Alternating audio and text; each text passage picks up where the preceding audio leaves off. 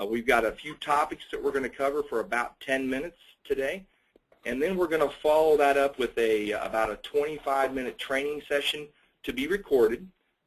We hope that it's good enough to make it to the training portal for you folks, but it's going to cover one of the fundamental elements of working with federal employees, and that's that 30-minute conversation or less when you're collecting their story. All right, and I'll be interviewing a federal retiree right here, and her name is Jackie Harrell. So we've taken a client file, we've dumbed it down, made it so that it's relatively intuitive, and I hope that it'll help you folks, okay? So without further ado, let's go ahead and jump right into the topics of the day. Okay, first and foremost, let's a round of applause for the team. As a result of our connections to people that realize the value of teaching men and women in our industry how to fish and not giving them a fish, i.e. we're not giving you leads, we're teaching you how to generate activity and opportunity in the neighborhoods that you work. There's been some steady growth, and we've actually had to throttle that back for two reasons. First and foremost, a lot of folks peered into and under the hood of RSS and thought, hey, great, it's another system that I can buy a lead here or there, and as soon as they talk to myself, Jay or Jackie or any one of our other directors that understand the system, they quickly found out this is not a lead generation system. This is a teach me how to focus my energy and effort and shoot with a laser in my community and make an impact. It doesn't necessarily happen overnight. Some of you had amazing overnight success. Some of you are doing the appropriate, necessary, I call it good leg work, to charge the hill, and we're proud of the whole team. And oh, by the way, in the middle of all this, we're right in the middle of what we would consider an amazing storm personally right here in Southeast Virginia, because we've just got a lot of opportunity to serve clients. Our search engine optimization and our web lead process is picking up. It's just exciting times to grow with you all. I want to point out that we went ahead and dropped it in the Director's Standard Operating Procedures Guide, but we are going to provide continuing education. It will be a requirement, but only from the perspective of our ability to endorse you as staying tuned in to what's important to the federal employee. So we're going to provide it via either electronic means. It might come in form of these workshops, and we might, in the future, even try to take it to regions. In other words, have a left coast region and maybe a middle of the country and an east coast. But we'll do that with price sensitivity and opportunity in mind and everyone's schedule in order to try to make sure that we stay on top of the topics that are sensitive to our federal employees. And that's what that continuing education comment is about. More to follow on that. I've got a really good person at the helm of that, in Jackie Harrell, and she's keeping me honest as we make sure that we don't start reporting yesterday's news, but as we go forward, we really prepare you all for what we all should be prepared for, which is the dynamic changes in this crazy world we live in federal employees.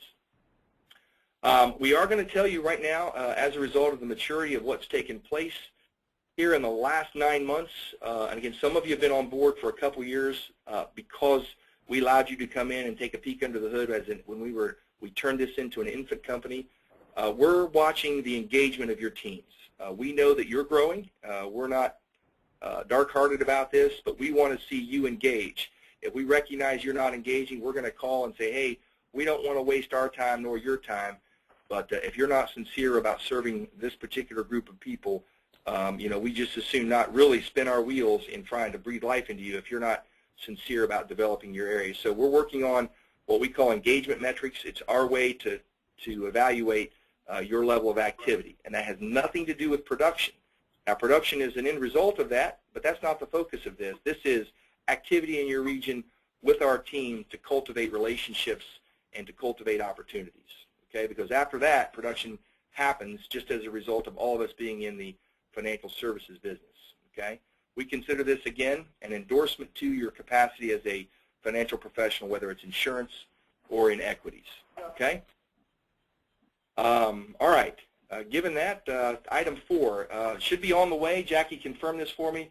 The diplomas we just got back, so your suitable for framing diplomas are en route for all of those out here. And I don't know if our team from North Dakota is on board. Let me look real quick so I can throw some love out their way. They're not on board? No, not okay. Yet. Unfortunately, we were going to have some good fun with them, but essentially where we are today is that those diplomas have been completed, are en route, and it'll be something you can put on your wall, the I Love Me wall of your practice that shows your affiliation and your successful completion of the training program. And then also, for those of you that have offices, we're sending out, at our expense, an affiliate official placard. It's really a framed, basically demonstrating that you're an endorsed affiliate of our program. You can put it up in your entryway. You can put it somewhere in the front. It doesn't necessarily take over the name of your practice. It complements that you speak governmentese, and I think that'll help everyone. Okay? That was some feedback we got from some field force folks, gosh, a while back in terms of how that might help folks. Okay, the 2013 just got news this last week. Jackie's been working hard at that. By the way, folks, you'll be proud to know that Jackie uncovered a couple errors in the 2012 version. She's credited for 2 saves in the program because of some critical work that we did with some clients, one of mine and one of hers, and sure enough, those changes are now available in the 2013 software. The company we're dealing with credits us with paying attention to being good folks, and as a result of that have reached into their pocket, and we've gotten about a 25 to 30% discount in the federal software that's available to do these sort of analysis. Jackie, real quickly, more to follow on that? Absolutely. I've been working with Aaron, and they are working hard, feverishly, to about mid-month, so any day now, be releasing the 2013 version of the federal analysis software. They've got some new features which will involve multiple installs. We just, and let me highlight that. Okay. Multiple installs for you road warriors. That means you'll be able to have a desktop version, and you'll also have the transient version. Right now, to date, Jackie and I have had to buy 2 copies and kind of navigate back and forth with that. Now there's going to be procedures put in place to have a mobile copy and a desktop copy. So right. That's good news. And the key, again, folks, is that when they do release the software, which will be any day, within your SOPGs, you will have a special link. If you look in the technology section, you actually will have to click that link to be able to achieve and to get the RSS special discount, the RSS logo, all of that. You can't just go straight to the software and get it. You won't get the same version. Yeah, let me just tell you what that translates to me, and I did that wrong in 2009. I went outside, paid top dollar, and then I had to spend 2.5 days with their technology department re-wickering so that I could basically put my logo and my address back on the software. So follow the links that Jackie will send out. That'll get you the software at the deepest discounted price. Again, guys, we don't get anything on that. That's a third party, but we're getting you a discount, and I think that's important because there's so many of us now. That's probably going to generate for him about 25 to 30 copies at this point and growing for the practices that we're supporting. Now, keeping in the technology vein, and kind of probably one of the most important things for us is I keep on my desktop 2 emails active. I keep my practice email up, that I have everything coming to Outlook, and it's how I run my practice. I do not send my RSS email, that's my web-enabled email, to that account anymore, largely because I now have to maintain a diligent watch on both of those, and I need to correspond with clients frequently enough that they need to see you as an RSS endorsed affiliate first and foremost until they understand who you are in the industry, okay? So get in practice of using your RSS email, check it often, keep up 2 windows, if you will, either in Mozilla Firefox or whatever web browser you use. Keep 2 tabs open. That's a good practice. It does take some discipline. Right. Jackie has beaten me into submission on that because she'll send me stuff. And it was fun. It was fun. She'll call me and tell me, I emailed that to you 11 minutes ago. Why haven't you read it? So I'm keeping an eye now on 2 of those, and it does make my life much simpler. Okay. So check that email off and use it to become more frequent with it. Same sort of vein as the 2013 federal software. We believe you should all have a current Bible. I've got Bibles all the way back to 2003 when I was still in the service up at the Pentagon. And those Bibles really are the changes that are going to reflect in the 2013 laws. And it sounds like those are imminent. Those are right on the cusp of being given. Guys, you can buy them yourself. What we're telling you is that Jackie's going to give you a little basically guidance and let you buy them through the team here. You'll probably get $5 or $7 off of a $25 purchase, whatever that is. But more important, the process is simple. If we order them once for everybody, then we know we can get those out to you a lot quicker than you having to go on board, the Almanac pre-order site and order just 1 or 2 copies. Okay? Let us know. Jackie, you're going to follow up with an email on that? There's been an email that's gone out. Super. Everybody just has to check their RSS email and let me know if they want to pre-order their copy. Incredible. Okay. So we're going to count on you folks to follow up with that plethora of email. All right, second topic about the technology on our end. Let me tell you, folks, this is Gary, and this is my background, but this is really critical. I happen to be privileged to manage a signals intelligence division of about 700 collectors and a collector's a spy over the course of my adult life. And one thing for sure, yes, we can correspond via email, via chat, via all the methods that you guys are now using as second nature. We used 20 years ago in the intelligence community. But one thing that got quickly brought to my attention is you lose control of tracking that correspondence if you don't discipline yourself to the initial contact using the RFI procedures. In my day, RFI stood for Request for Intelligence. This is Request for Information of any sort. It begins a trail of emails. But for us, it's a tracking metrics. We have to use that because what happens is those other problems on down the line, when we're 2 or 3 years into this journey with you all, we can go back on RFIs that have since been categorized and answered and flash those out and solve problems in 1 email versus a string of 7 to 10 emails, which we know you don't want, and of course, it makes our life much, much simpler. So I'm begging you to go through the web portal procedures. It makes Jackie's life much easier when she and I go through the RFI procedures and what's needed on those. It starts an email chain. We're okay after that if we correspond with email to you, but we need it to be tracked in the RFI process so that we have a record of what started that.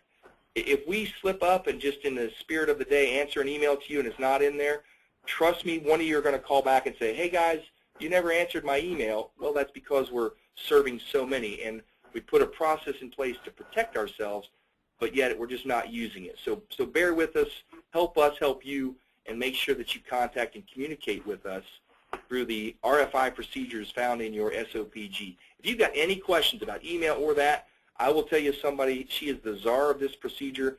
Contact Jackie, blow up her voicemail over the next couple days, and you guys sit down and have a 10-minute conversation and navigate through that. Some of you have taken to it like water.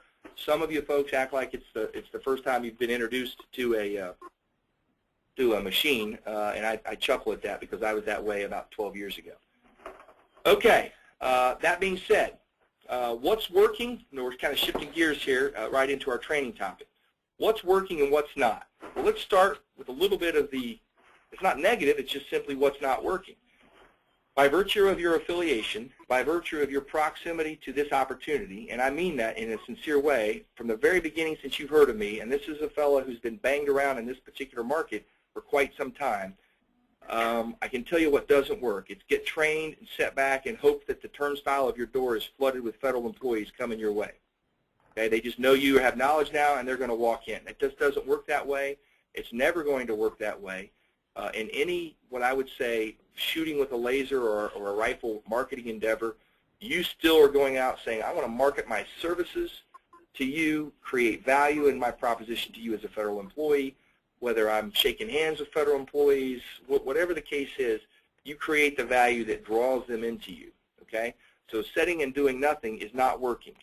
For those of you out there that may be waiting for a lead or two, and we're working with the directors in many areas right now, some have gotten immediate traction, some it's a little slower. That's okay, it's a process we went through. We've had some that return yield of nothing, some that blow the yield off in terms of the skyrocketed return and response from some areas.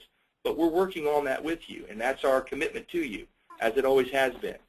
Okay? But if you're waiting on that, you're not doing anything else. Two things it tells me. One, you need to continue to stay in our training wickets because you have a lack of confidence of your ability to actually talk that language, or at least have what I call today is the first step in collecting information from a client.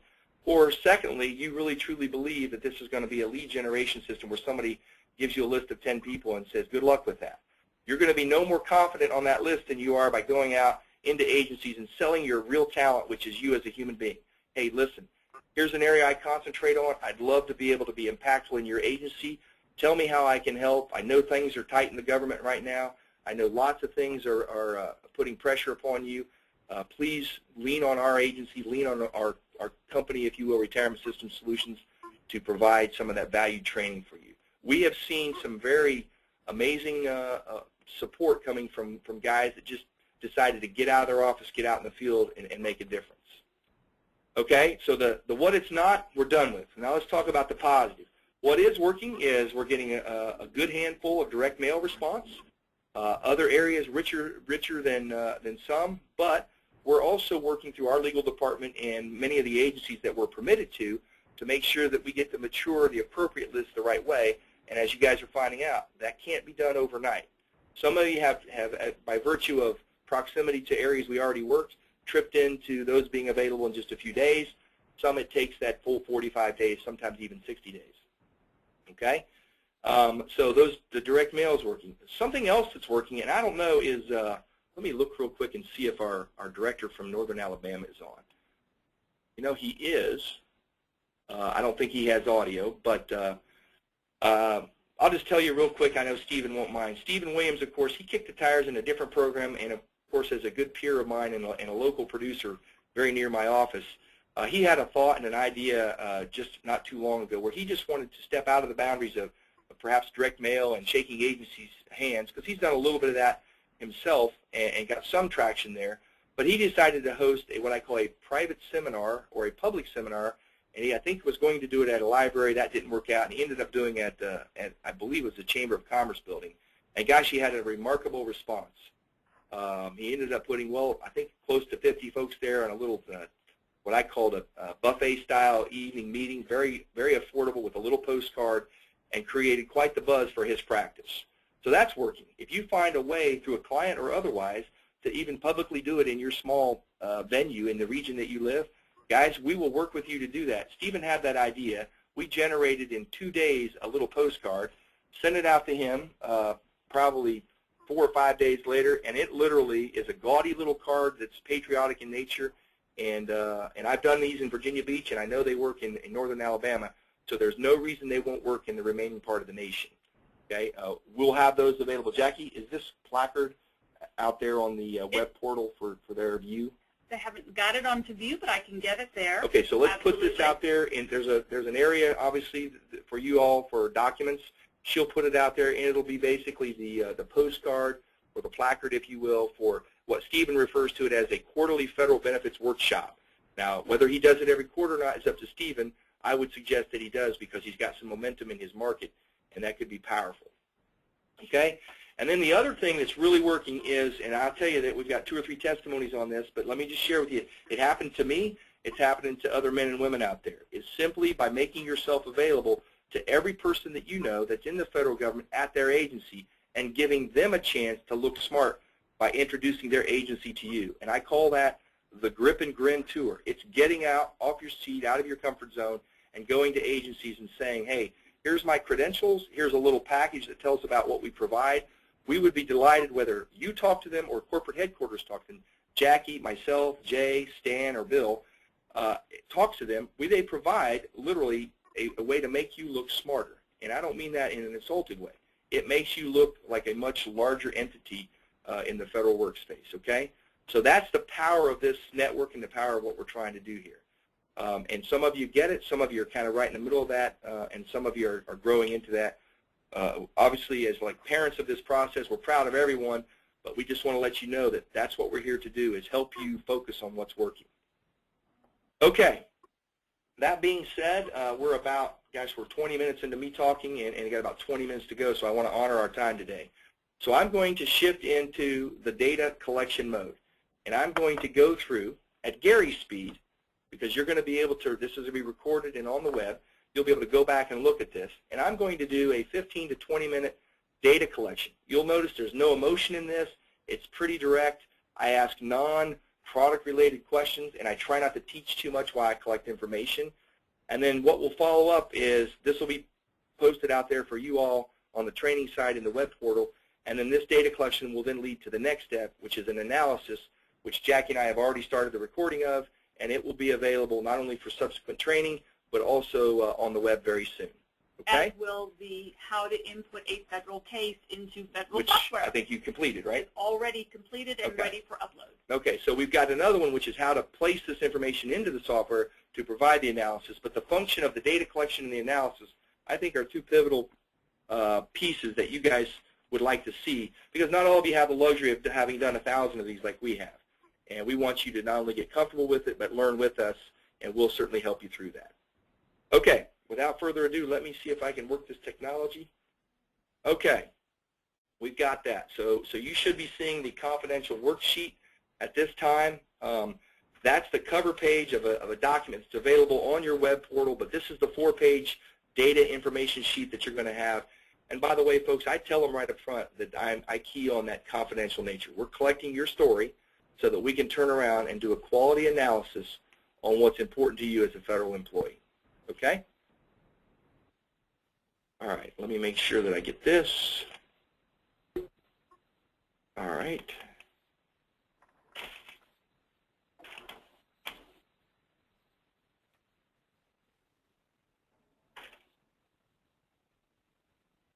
Okay, page 1. Obviously, it's just you want to write down who the oops, let me get this. Who the federal employee is. At this point, it's Jackie Sample. She's a long-standing good employee. Jackie, how are you today? I'm great, thanks. So we'll do a little fun role play here. You put the benefit advisor, and you want to track the date that you end up showing for them, because this is important, because that's the time you're providing their analysis. If anything happens between October 1st and the time that we do that, what you'll find is very effectively that date provides you the analysis at the time you looked at their data. A lot of times for pre-retirees, there's a lot of moving parts, and I fall back on, man, when we talked on October 1st, this was the scenario that you gave me. Let me show you real quickly. I'll just scroll up to that. Let me show you the card that generated this data analysis, okay? All right. Can I do that real quick? Yes, you can. All right. There it is. Okay. So we had a seminar. You'll notice this was received from a workshop. This is held at a federal facility. Those of you that have done some mailings, you can see that this is very similar to the response card at a mailing, but it's a response card that came from a seminar, said, hey, I want to talk about my retirement annuity, thrift savings plan, survivor benefit plan, and FEGLI. Okay, so they send me enough information that I then go down and I'm going to complete that confidential assessment.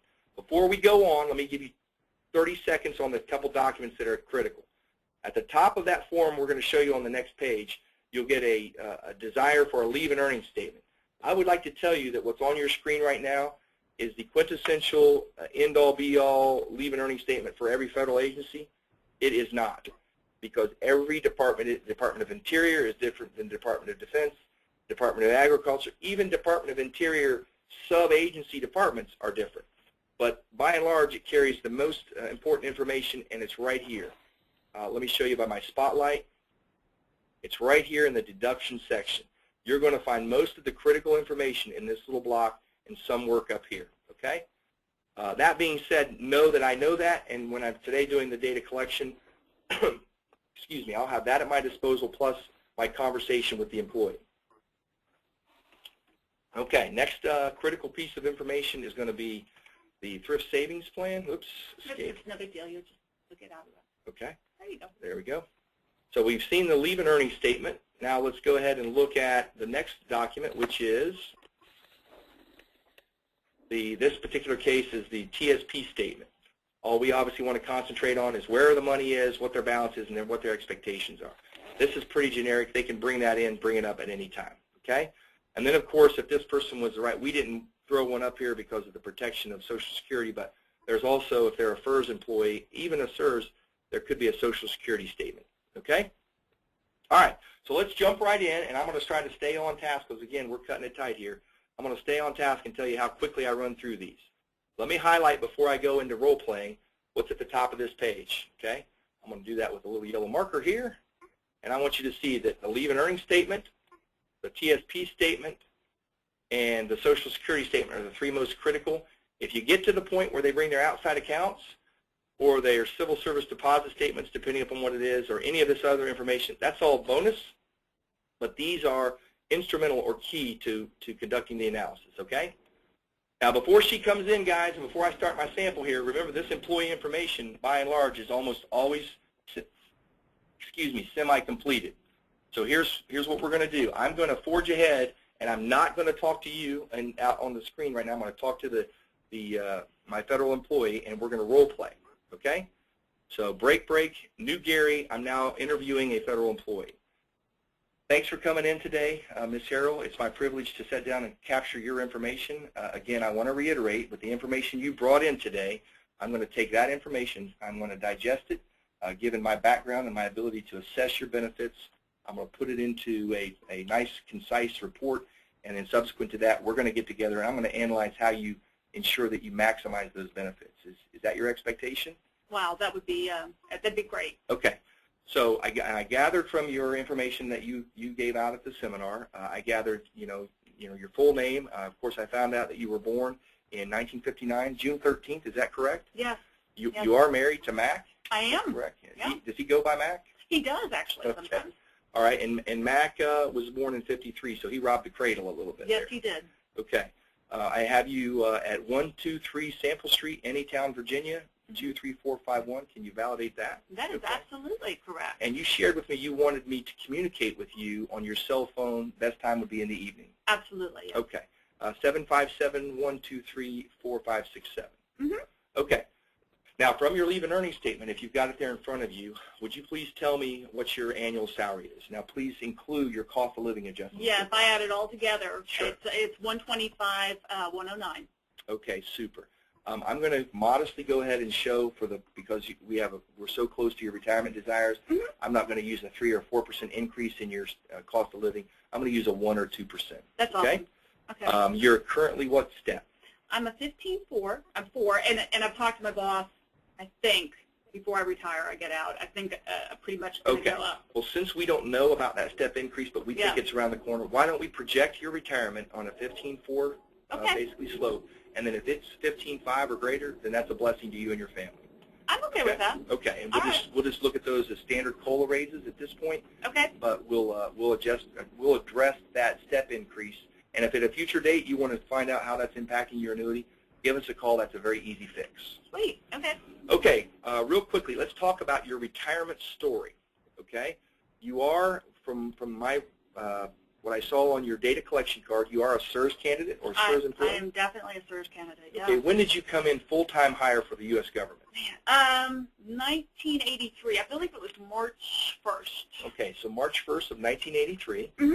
And are you an air traffic controller, a law enforcement, or a firefighter? I wish I was one of those lucky guys. Yes. So you know what everybody else has discovered, that they have some pretty decent retirement benefits. Yeah, absolutely. Okay. So that puts you into the regular SERS category, if I'm correct. Which is still great. Okay, it's absolutely amazing. Yeah. And from your leave and earnings statement again, would you look at what your service computation date or your SCD is? It's really interesting. I noticed that it's like 1981 or something. Okay, so 1981, that leads me to believe a couple things. I've got to address a couple of issues. Mm-hmm. If you have a service computation date that's before you entered the actual full-time government service, you did something special in your life. Now, did you serve in the military? I did. I'm very proud of that. Okay. Right down here, I'm going to make sure that I capture that. So how long did you serve? Well, I started out in September of '79, so about 2 years. 2 years. Well, that makes perfect sense then. So that's why you have a service computation date that gives you value of those 2 years. Oh. Do you know whether or not you paid for that time? No, I know I didn't do that. Okay. Well, I will tell you what's going on here. As a result of you being a SERS candidate, it's likely that count or that amount of time has been credited for your retirement. So you're to be congratulated because of when you served. It was prior to 1982. We won't get into those rules yet. Okay. But just know that's where that credit comes from. Okay. Now let's talk about what your desired retirement date is. When are you thinking about hanging up your cleats? Well, honestly, I was planning on getting out a little earlier than like next year or something, but I went to your workshop and you said something about sick leave not carrying me over the threshold. That's correct.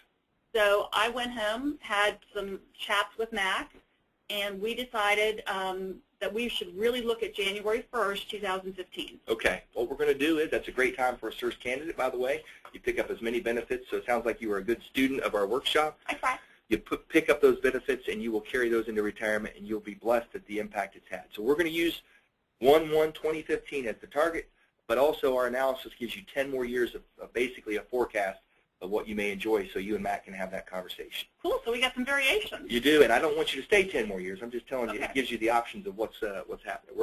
We're certainly not recommending you spend the rest of that time in the government. Okay. Given that position, let's go down real quickly and see if I can't evaluate some other benefits. How much time on your leave and earnings statement do you have set aside for sick leave? How many hours do you have right now? 3,000. I despise sick leave. 3,000 hours. Yeah, I mean, okay. I despise taking sick leave, I should say. Okay. Well, one thing that's going to do for you, as you found out, you don't get credit for it for retirement, but you do get accounted towards increasing your annuity. Yeah. And what you are in a traditional capacity, just want you to know that per pay period, that's 4 hours per pay period of sick leave. Wait. Okay. Now, ask you before to bring this in. I don't have it here in front of me, but how many quarters of eligibility do you have for Social Security? You know what? I really only have 8. Just Okay. the time I was in the active duty. Okay, super. So those 2 years of active duty when you were paying into Social Security are your 8 quarters of That's eligibility. it. That's all I got. All right. We'll go over that when we do the analysis, but that will have a small issue with regards to your benefit, okay? Okay. All right. And not good or bad. It's just simply going to have an impact, and we'll talk about it. Okay. Okay. Now, I noticed that Mac is actually busy working today. We couldn't talk to him, but I want you to know that there's a survivor benefit pension that you can leave your husband or your spouse as a result of your service.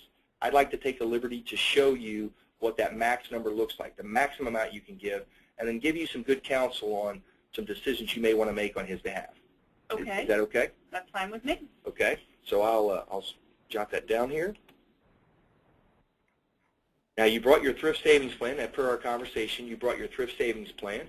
I happen to Doctor? have, yeah, Okay. I did that. So let me ask you some information real quick. How much do you contribute per pay period to your thrift savings plan? 10%. Okay. And can you, real quick, if you look down at your statement, can you tell me what the actual total or the account balance is today? I've got about 111,000 in there. Okay, super. And then right below that, you'll notice there's a where the money is today, and of course Yeah. how you're going to distribute it or contribute it when you put it in the future. Yeah. Can you tell me where the money is today and the value of those Well, accounts? yeah, I got the biggest chunk in the C. Okay. You know, about 64,000. I've got some in F, about 16, maybe 17. G, I've got 62, 63, and then I've got about 23,000 in my I fund. Okay, super.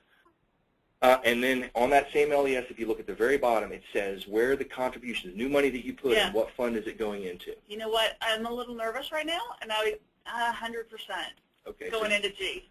So again, this isn't today. We're not talking about good Yeah. or bad decisions. I just want to Yeah. share with you what you told me is you've got about 111,000 in your TSP. Yeah. It's across some the G, the F, the C, and the I fund. So large cap fund, some security instruments through the government, or secure instruments through the government, the F fund, which is some bond funds, and then you've got some in international. But it's all going into G, and you've just recently made that change? I did. Okay. Yeah. We'll talk about that later, but just Okay. want you to know that that captures what you're doing with TSP. Okay. Okay, as we project this into the future, because that's all we're doing, we don't have a crystal ball here, I'm going to use modest rates of return, 5% in the C&F fund, 5% in the I&S fund, and 3% as a historical average of the G fund to forecast what might happen in your TSP. We don't want to use those historical rates that are off the charts, and we also don't want to artificially depress them. We want to use a kind of a middle-of-the-road synopsis. Is that okay? That's good. All right, and before we move on from thrift savings, what do you intend on using those resources for? Well, I'll be honest with you. When I'm out, I'm out, and I'd kind of like to get the biggest income I could for as long as I live. Okay, so you would see this as a lifetime income play. Absolutely. Okay, and due to your age, as it stands right now, that you're targeting retirement, do you see yourself using it in that first year or a few years after your retirement? You know, it's really, you know, a lot of it depends on what you tell me my annuity is going to be. Okay. You know, so I'm open. I'll tell you what we'll do. Let us approach what it would look like if it was the first year or if there was a delay. Okay. We'll just simply give you the solutions that the government has for you, and we'll compare those to things that might be interesting to you. Got it. That you might be interested in, okay? All right, well, that solves the TSP questions. Again, we're coming to the close here, so let's jump down to some of the insurance solutions, okay? If you'll look at your leave and earnings statement again, could you tell me your Is there a code on there that says FEGLI and it's got a small little set of numbers beside it? Yeah, there's a FEGLI optional and a FEGLI basic. They're like in two different areas, but they're right in the middle. Okay, let's just grab that information. Okay. Can you give me those two numbers then? Okay. Well, I got one that's about 18 and one that's about 50-ish. Okay, great. Yeah. So about $72,000 a pay period. Okay, so I'm going to jot that down for you. Do you happen to know, does it say on your leave and earnings statement, because this is important, does it say on your leave and earnings statement that you've got basic coverage, option A, option B, or option C? No. Okay, well let me do this for you. I'll take that premium amount, and what's the letter that's on there? R1. R1, that's the code? Okay. R1. I can't do that now on the fly, but I'll take R1. Okay. I'll plug it into the tool set. And I'll let you know exactly how that benefit is going to unfold in retirement for you. Okay? All right, now let's talk about what I believe is one of the most powerful benefits you have, and that is your federal employee health benefit. Okay? Okay. Can you look at your LES and can you tell me what your FEHB premium cost is? Yeah, it's $108 every pay period. 108. Yep. Okay. Well, let me ask a couple other questions then. First of all, that's 108. That sounds to me like it's single coverage. What's the code out next to it? 105. Okay, so code 105, that is a single plan. The thing that I'll point out to you, that tells me that your husband must have coverage elsewhere. Yeah, he does. Okay, so good. I was afraid I was going to have to call Mac and tell him that you left him out. But point being is that single coverage premium for a biweekly premium cost. What I'm going to do there, again, is forecast what the government's telling us and help you understand FEHB and the impact to your retirement plan. Okay. All right, and then finally, let's go down here to long-term care. Now, we had mentioned this in the seminar or the workshop. The federal long-term care program is a good standalone program, but is it something that your family is interested in? I'm not really all that interested. I'm not really sure if I'm interested. Do you recall when they promoted that or pitched that to your family? Yeah, not that well. Okay. Well, what I'd like to do, if it's okay with you, let me just show you the very middle-of-the-road approach for the government. I want to demonstrate for you what it is they're offering so that you at least have a comparison. The families who purchased that are the families who actually believe that that's either happened to them in the past or there's somebody near and dear to them that this has had an impact in their life. Okay? So we're gonna go from that direction. So I'm going to go ahead and do what I do for a lot of folks, and I'm just going to use a default position where I show you what it would look like to receive $200 a day in a long-term care facility with essentially for about 3 years, 90 days. It's called the 90-day elimination period, which is simply for you 90 days after you have a reason to go into a home. That's when those benefits start, and then a very modest inflation option. Okay, that's as middle of the road as you can get for the federal program. And if I show you that, at least you'll have a reference to compare it going forward. Okay. Super. All right. And let's just finish up here. Any questions so far before we jump into the more generic conversation? Yeah, I'm pretty good here. Okay. All right. Do you plan on working after you retire from the federal government? Do you plan on working? No way. No possible way. Well, again, thanks for your service and congratulations. Okay. Does your spouse have previous federal employment? No, he really doesn't, no. Okay. Does he have any long-standing guaranteed health benefits from his former occupation or current occupation? No. Okay, so he's going to lean heavily on your federal. He really is, yeah. Okay. There's some questions that we're going to want to address later, but we'll talk about that then. What is your spouse's current income? He's about $70,000. Okay. And when do you expect, or when does he expect to retire? If I let him, 65. 65. Given the conditions of his access to Social Security as well as yours, do you see him drawing Social Security at age 62? Probably, I think so, but I'm not sure. Okay.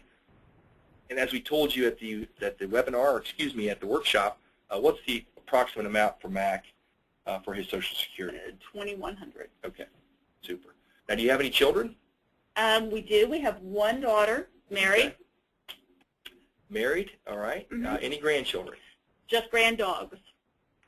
Just grand dogs, okay. Married with dogs, super. All right, and at this point, the questions I'm going to ask are going to start delving into the rest of your retirement environment. In other words, you have a set of benefits here that are going to plug neatly into your retirement future if we allow them to. Okay. So I'm going to have to ask you some questions about what you're preparing to do in the rest of your retirement plan and some of the assets that relate to that, okay? Do you and your husband at this time have a will? We do. Golly, you know when you executed that will? golly, it was a few years ago. Okay. I think 2009. Okay, super. Do you have a trust of any sort? No, we really don't. Okay. And do you or your husband expect to receive a large inheritance from either family or a rich uncle? Not really. That No. would have an impact on you. No. Okay. Mm-mm. At this time, are you either of you taking care of either set of parents or a family member? No, unfortunately, actually, I should say no, we're not in that position. Okay, super. And is there a charitable bequest? Is there something you want to do in terms of charity as you leave your assets behind Yeah, that not, we should know about? Not right now. Okay. All right, and I'm going to ask you about a program here, and just by virtue of asking you this question, you tell me if you've heard of it. The Voluntary Contribution Program under CSRS.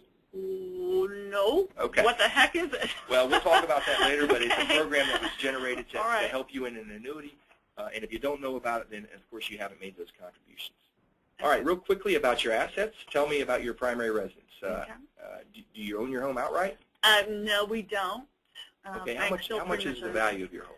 It was about current value. You Sure, want that? sure. 400. Let's say it's worth about Okay. 400 right now. And how much of that is under mortgage at this point? How much you still owe on that? About 300,000-ish. Okay. Do you recall what you paid for the house when you purchased it? I was hoping you wouldn't ask me that. 500,000. Okay, 500,000. And do you have any other real estate, a rental property? I perhaps? do. I do actually have some rental property. Okay. Again, what's the value of that property? If I'm lucky, 150. Okay. And what is the mortgage on that rental property? It's about 100. And I hate to ask that question again. Please don't. But what is the cost of that? We bought it for about 200. Okay. Again, this is fitting into the generic conversation we're going to have in the future that talks about applying that. Okay. Now I ask this especially of the ladies that we talk to because there's a special security feeling when it comes to what I call safety cash. Yeah. How much do you and your husband possess in either CDs, some fixed assets, maybe a savings account, or checking account? You know what? Between all of the that type of money, like CDs and bank accounts, about 60,000. Okay. And then what about any additional mutual funds? I've got an IRA. Okay. Does that count? Yeah. It does. What's the again rough order of magnitude? What's the balance there? I believe it's about 110. And where is that being held currently? With Edward Jones. Edward Jones? Mm-hmm. Okay. And then how about your husband? Matt? Does he have one? He does. He does. He's got about 125. Okay. I think. Yeah. And where do you know where that's held? Yeah, I'm pretty sure it's at Fidelity. I don't look at his statements very often. Okay. Super. Do you have any additional outside investments that would make an impact on retirement decisions? Not really. Okay. All right. Now let's talk real quick in summary about life insurance, and then we're going to get into your story for a second. Okay. The life insurance. Can you tell me do you have additional life insurance besides the Fegley? I do. I have some term I bought years ago. Okay. You don't know when you bought it, do you? Not for sure. About 1970. 97, 96, Okay. 97.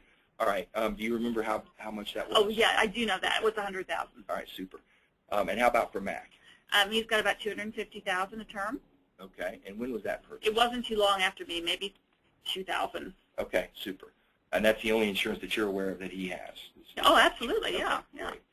All right, and now, and just to bring this all together, any other large liabilities, other assets that you owe? Again? None. Can't think of a thing. As you mentioned at the workshop, you're pretty much debt-free. You're just trying to maximize your benefits. Absolutely. And as you mentioned earlier, both the Fidelity conversation and the mutual fund conversation, are you receiving counsel from another financial consultant? Is somebody else helping you? Yeah, the gentleman at Edward Jones is helping us. I know you don't know his name, but he is an Edward Jones? Mm-hmm. Okay, super.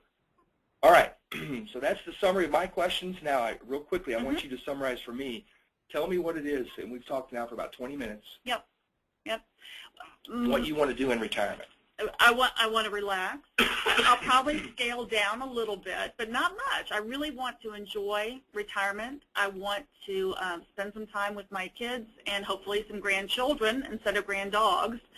And we are planning on staying here in Virginia. We like Virginia. We like access to family. Okay. Well, perfect. So I can summarize by saying that the benefits that we're going to review are going to allow you to retire from the federal service, maximize those benefits, and immediately engage in retirement activity. That's the plan. Excuse me. Okay. Then, guys, we're out of role-playing mode. At that point, what we would do is we would summarize our conversation, thank her for her, again, it was a little longer because we did some extra ad-libbing there. Thank her for her time. I do that over the phone a lot. I also do it in person quite a bit.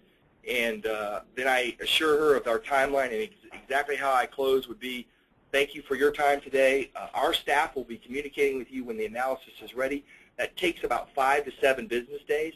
Guys, we can do it in about 30 minutes, but we give ourselves time to determine if there's any other low-hanging fruit or opportunities for this particular client. That's where you're building a bridge to a new opportunity. Okay? So that, for me, is exactly why the data collection portion is the first relationship build. I'll bet you within 2 days that after you guys have done this a while, that individual is not only going to trust you, they're going to send you their information. Okay? That's a pretty powerful position to be in, where they now send you their leave and earnings statement, they send you their Social Security, and they've never met you, but you're a professional because you knew how to navigate your way through some very detailed questions regarding the federal benefits. All right. So that was exactly 9 minutes too long, but we again are delighted to do this. We look forward to your feedback, which I'm sure we'll get via email. But right now, for those of you that have the technological access, are there any questions as we summarize today's event? Any questions?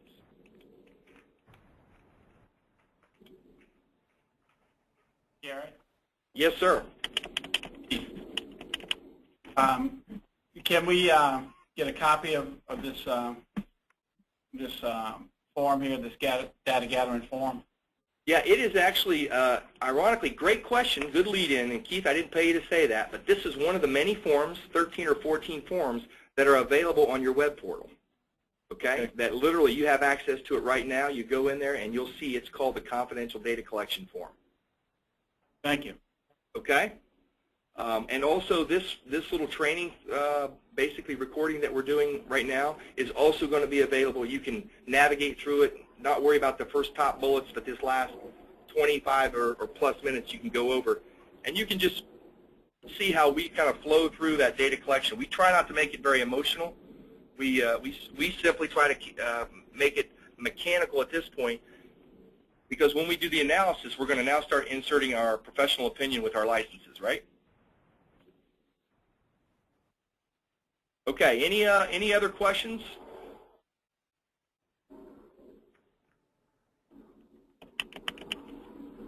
All right, that's super. I appreciate everyone's attention today. I look forward to your feedback.